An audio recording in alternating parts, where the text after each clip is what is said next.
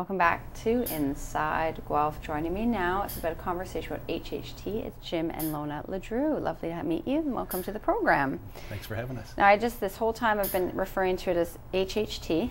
I'm not going to attempt. It's a long one, right, Lona? Yeah, it is indeed. Okay, can you say it, what it is we're going to be talking about? It's hereditary hemorrhagic telangiectasia. See? No chance Simple. am I doing that. Yeah, I can't say simple, it. simple. So Jim, we're driven to talk about this today because there's really a lack of awareness about HHT, and that's what you want to do today. So why don't we start with what, I'm not saying the long name, what HHT is? Well, it's actually a disorder of the blood vessels, really. That's the main purpose, and we inherited this disease. You know, we're born with it. It came from my mom's side. There's quite a few members in our family that have it. And, well, I guess my main thing is probably bleeding. That's my biggest nosebleeds. Okay. And it's actually probably loss of blood is the biggest thing for all of us. You know, like some members, my brother has it internally. I'm just going to move this because it's bouncing on your Okay. mic. If you just hold that. Yeah. Is that, yeah? Yeah, my brother has it internally. You know, he loses blood. They don't know where yet, but they're giving him, well, they give him like a couple liters of blood every month. No. You know, so it's kind of bad. Well, they actually did a test where they put a camera through him, but he swallowed the camera, you know, and then eventually you pass it by. No. Yeah, New so technology. it's great, you know, and now there's apparently some special, the doctors that found some information were just thrilled, and Yeah. they're going to even have a studio with other doctors and in a conference room.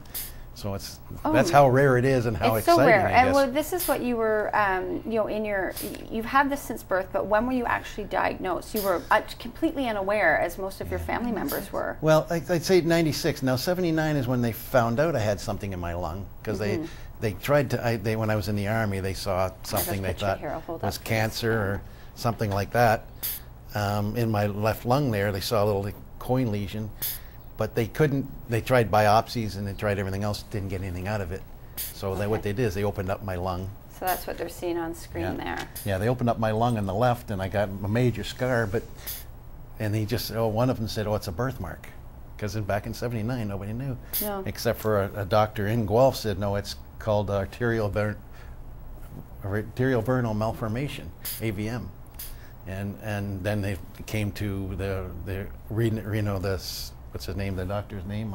Osler Weber. Sometimes my memory's lost too because of my brain abscess. But Yeah. So it's something that's caused me a fair bit of thing, but others even worse. Sure. And this is, Lona, you wanted to say this is the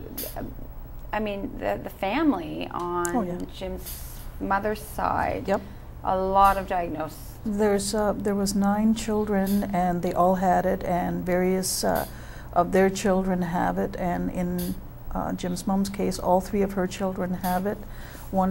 At least one of her grandchildren. The others haven't been tested. Okay.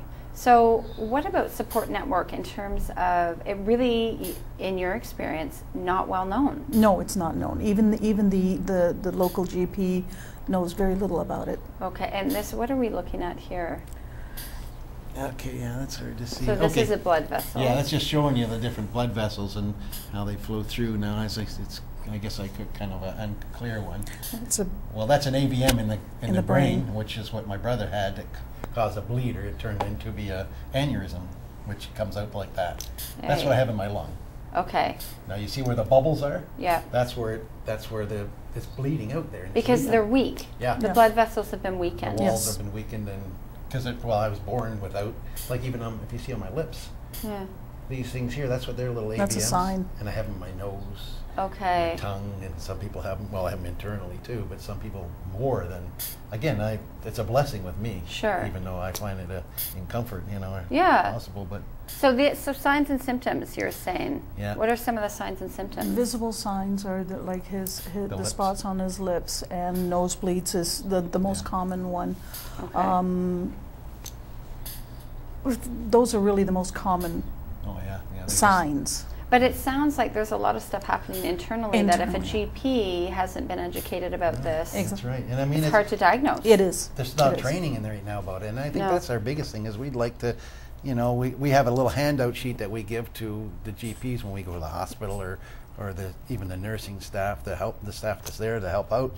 We pass something along, and definitely, you know, it brings some. There's a lot of interest, but how far does it go after that? Because when I leave or the person leaves, you know, where it really doesn't really. You're busy. They're busy people. But it doesn't sound like. I mean, what are the stats? It doesn't sound like this is a rare situation. It's not as rare as ALS, and even cystic fibrosis, but it's less known. Well, right, and so you would think you're going to want to. These are some of the locations. If you'd like more information, that's where you found your support with St. Mike. This is where I go and get looked after, and I'll tell you, they've been just great. They are good. Dr. Marie Fawnin is the specialist there, and she's she's just brought. No, there's so much trust and relief too. Yeah. Well, and just wanting to get to know more. But so, what are the stats in terms of being diagnosed with this? With HHT, 1 in 5,000 can suffer from this, whereas, for example, ALS, it's 1 in 100,000. So that's a huge difference. It's a huge difference. That's what I'm saying. I mean, but they have a baseball player, or football player, baseball player who had it, unfortunately. So it's more known. Yeah, but even, I'm just thinking, even as someone coming in with these signs and symptoms they don't know, it's more educating the population and the medical community to say this is a possibility. Yeah. And you were saying there's a great support on Facebook that you want to direct people to. If they have more questions about this, they can actually get in touch. I recommend, there's one Canadian one, there's HHT Canada on a forum on Facebook, and then there's HHT International, and that's where there's over 3,000 members there. And they all have HHT, or family members, or even medical staff that have family members. So we've gained so much knowledge and support, and we've learned about these other triggers, things that to watch for, because there's trigger foods, certain foods that you eat too, that you can be concerned. So it's this is all things that people need to be educated. And there you go. That was the website up there. Thank you so much for drawing attention to this. And I'm sure at some point we'd love to have you back on if you start doing some fundraising. Just education is so important. I really appreciate it. Lovely to meet you guys. Nice to meet you too. Yeah, I'd never heard of it. So get out and get on that website for more information. On tomorrow's show, Hope Fall. It's their fall programs, or sorry, Hope Spring fall programs. Have a great day. We'll see you back here tomorrow.